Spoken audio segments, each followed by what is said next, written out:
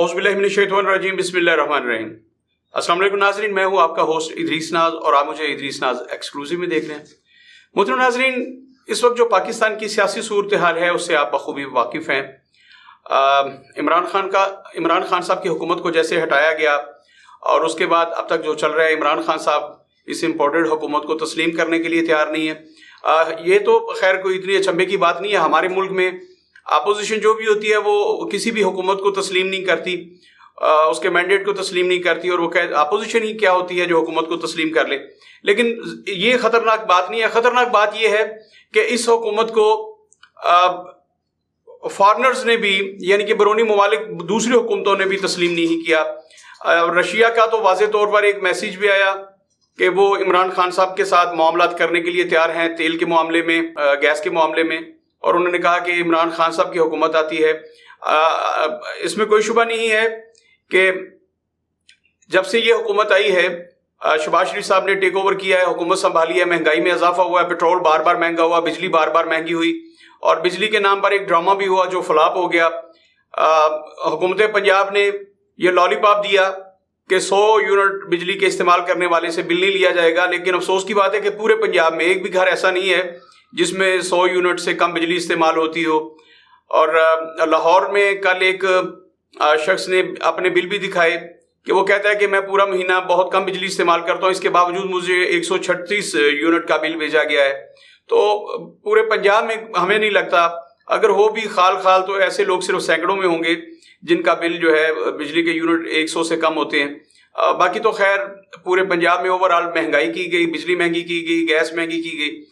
खैर मैं अर्ज कर रहा था, इन चीज़ों पर हम हर रोज़ प्रोग्राम करते रहते हैं, लेकिन एक्सक्लूसिव ये है कि जिस तरह इमरान खान साहब हुकूमत को तस्लीम करने के लिए तैयार नहीं है, ज़्यादा अफसोस की बात यह है और आपके लिए अचंभे का बायस ये है और बड़ी खबर यह है कि हमें दूसरे ममालिक भी इस हुकूमत को तस्लीम करने के लिए तैयार नहीं है। जैसा मैंने अर्ज किया कि रूस ने तो वाज़े तौर पर कह दिया है कि वो मौजूदा हुकूमत से कोई मामलात नहीं करेंगे, इनको बिजली फराहम नहीं करेंगे, इनको सस्ते नरखों पर पेट्रोल नहीं देंगे।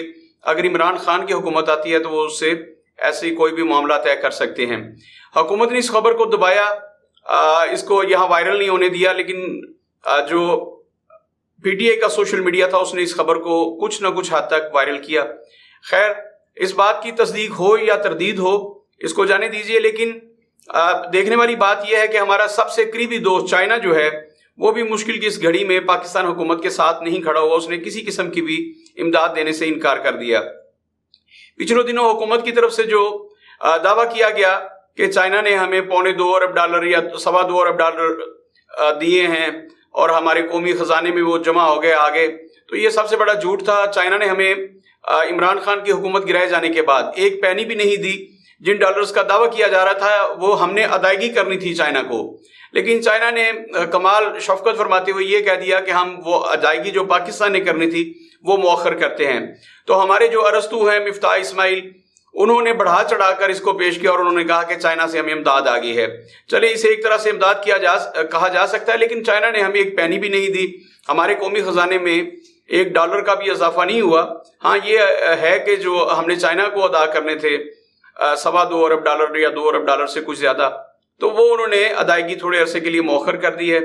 और शहबाज शरीफ साहब जो हमारे बरादर ममालिक थे, जिनमें सऊदी अरब है, जिनमें तुर्की है, जिसमें कतर है, जिसमें अरब अमारात के सारे ममालिक हैं, उनसे तरले कर चुके हैं। एक एक को जाके कहा कि पाकिस्तान के मुश्किल वक्त में मदद की जाए, लेकिन किसी ने भी पाकिस्तान की मदद करने से इनकार कर दिया। उन्होंने कहा कि आपका तो मामूल बन गया है आए रोज इमदाद लेना, कर्ज लेना। और मोहतरम नाज़रीन, इससे भी ज्यादा खबर जो खतरनाक है वो ये है कि जो बड़े सरमायाकार थे उन्होंने बांग्लादेश और दीगर ममालिक का रुख कर लिया और बहुत सारे भारत में बिजनेस कर रहे हैं। यहाँ से दुबई बिजनेस चला गया है। और मैंने जैसे सबसे पहले नाम लिया कि हमारा जो सबसे बड़ा बिजनेस था पावर लूम्स का, तो नाज़रीन वो सारे का सारा तकरीबन जो है वो बांग्लादेश शिफ्ट होता जा रहा है। जो बड़े बड़े बिजनेसमैन हैं वो पावर लूम्स का बिजनेस बांग्लादेश में ले गए, उनकी फैक्ट्रीज वहाँ लग गई हैं। तो इस वक्त पाकिस्तान की मजमूई सूरत हाल ये है कि बाहर के सरमायाकार तो आना दूर की बात है। जैसा कि इमरान खान साहब ने अपने इलेक्शन से कबल कहा था कि हम पाकिस्तान को ऐसा बना देंगे کہ باہر کے لوگ آ کے پاکستان میں بزنس کریں گے. تو باہر سے لوگ آ کے پاکستان میں کیا بزنس کریں گے؟ اس وقت صورتحال یہ ہے کہ پاکستان کے بڑے بزنس مین جو ہیں وہ سیاسی حالات کو دیکھتے ہوئے، پاکستان کی معاشی حالات کو دیکھتے ہوئے، ہماری معیشت دن بدن گر رہی ہے، روپیہ دن بدن گرتا جا رہا ہے. اس وقت صورتحال یہ ہے کہ بنگلہ دیش کا جو ٹکا ہے وہ ہم سے دگنا اس کی مالیت ہے، وہ اس قدر آگے جا چکے ہیں. اور پچھلے دنوں ایک آرٹیکل بھی نظروں کے سامنے سے گزرا جس میں شیخ مجیب الرحمان کے متعلق بڑی تفصیل سے لکھا گیا.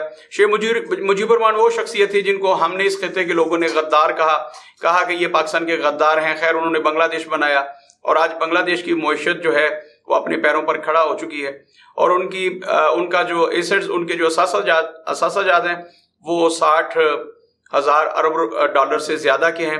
لیکن ہمارے یہاں کچھ لوگوں نے 80,000 ارب سے بھی زیادہ قرار دیا. لیکن باہر کیف وہ 50,000 ارب سے کہیں زیادہ کے اثاثے ہیں اس وقت بنگلہ دیش کے.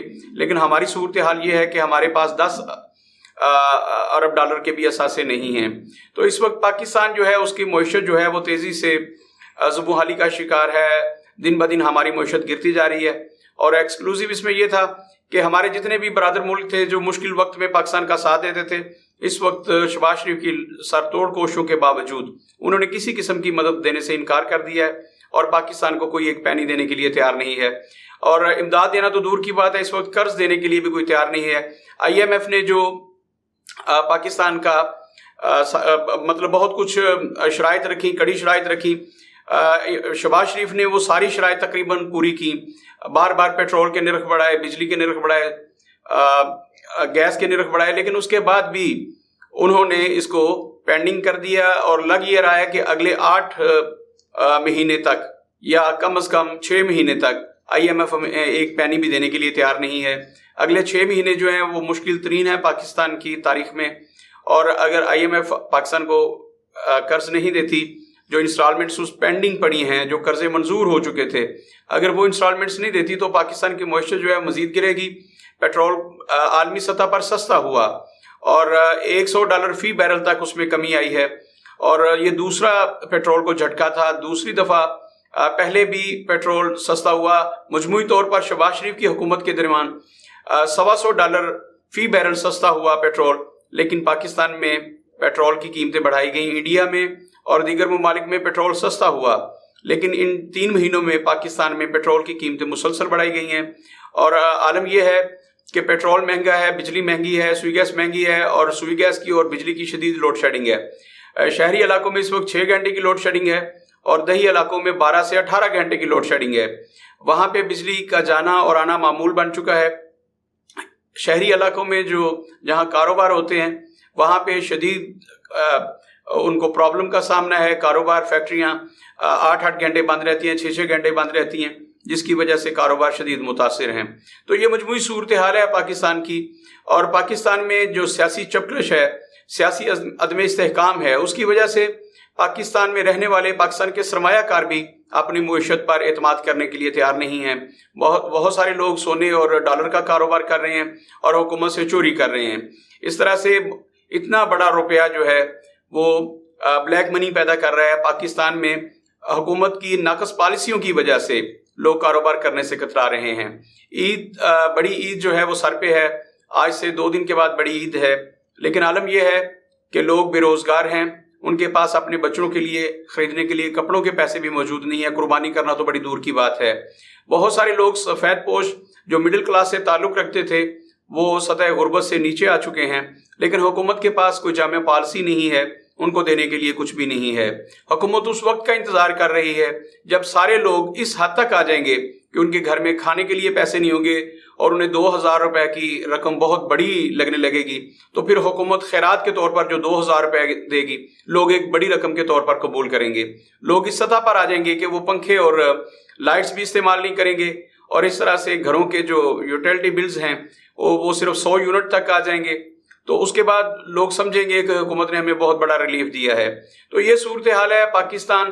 عمران خان صاحب نے 2018 کے الیکشن سے پہلے جو نعرے لگائے تھے کہ نیا پاکستان بنے گا، تو جب وہاں مہنگائی ہوئی جو کہ اس مہنگائی کا عشر اشیر بھی نہیں تھی تو لوگ چیخ اٹھے تھے. انہوں نے کہا اس سے پرانا پاکستان بہتر تھا. تو جب شہباز شریف صاحب آئے تو انہوں نے کہا میں پرانے پاکستان میں لے کے جا رہا ہوں. اب لوگ پریشان ہیں کہ وہ تو بہت پرانے پاکستان میں لے گئے ہیں. اس وقت کے پاکستان میں لے گئے ہیں جب پاکستان میں بجلی نہیں تھی, لوگ دستی پنکھا استعمال کرتے تھے. جب پاکستان میں گیس نہیں تھی, شہروں میں بھی گیس نہیں تھی, اور لوگ لکڑیاں جلایا کرتے تھے, گوبر جلایا کرتے تھے, ایندھن کے طور پر استعمال کیا کرتے تھے. شہباز شریف اس زمانے میں لے گئے ہیں جب پورے گاؤں میں صرف ایک گھر میں ہنڈیاں بنا کرتی تھی. تو اس وقت صورتحال یہ ہوتی جا رہی ہے کہ پاکستان جو ہے وہ بہت پرانے پاکستان میں داخل ہو چکا ہے. حالات اتنے دگرگوں ہیں. اور آج ینگ ڈاکٹرز کا ایک ہمیں ہڑتال دیکھنے کو ملی, انہیں 4 ماہ سے تنخواہیں نہیں دی گئی. تو حکومت کے پاس تو ملازمین کو دینے کے لیے, جو ان کے پاس ملازمین ہیں ان کو دینے کے لیے تنخواہیں نہیں ہیں. اگر یہی صورتحال رہی تو اگلے 6 ماہ کے بعد پاکستان کہاں کھڑا ہوگا. اس وقت شدید سیاسی عدم استحکام ہے, اور شہباز شریف صاحب نے اور ان کے بیٹے حمزہ شہباز شریف نے جو لالی پاپ دیا تھا 100 یونٹ والا, اسے آج الیکشن کمیشن نے کالعدم قرار دے دیا ہے. اس طرح سے وہ ڈرامہ بھی فلاپ ہوا. تو اس وقت تک اس حکومت کے پاس عوام کو دینے کے لیے کچھ بھی نہیں ہے, اور کہیں سے بھی بڑا ریلیف لینے میں شہباز حکومت مکمل طور پر بری طرح سے ناکام ہو چکی ہے. اور اس وقت کہا جا رہا ہے کہ پاکستان اپنے نازک ترین دور سے گزر رہا ہے.